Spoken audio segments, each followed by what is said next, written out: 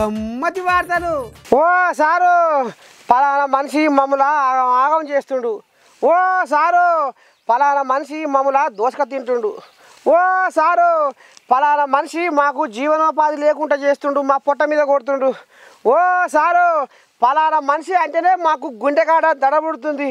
ఓ sir పలానా మనిషి అంటేనే ఇక మేము భూమి మీద ఉందుమా పాడైపోను పానం తీసుకుందామా అన్నట్టే అనిపిస్తుంది. మీరు ఏమన్నారు కోరి మాకు మాత్రం న్యాయం జరగాలి సారో సారో సారో అని మొత్తుకొని పాడవుతున్నారు జనాలు.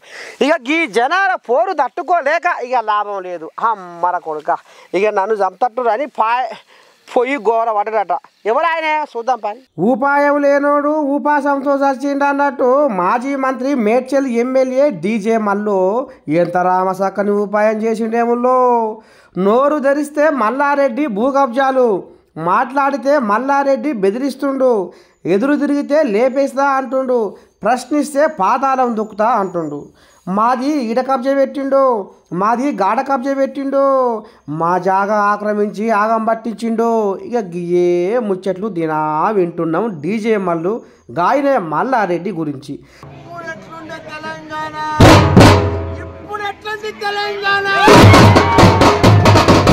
ఇక ఈనలేక జనాలకే యాషకొస్తుంది.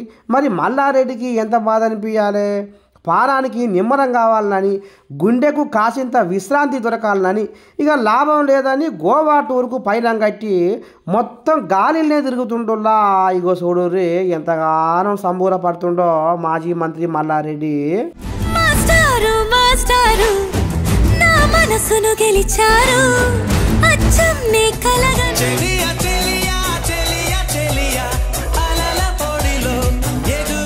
అమ్మో మొత్తం పైపైకి ఎగిరిపోతుండగా ఆకాశంలోకు.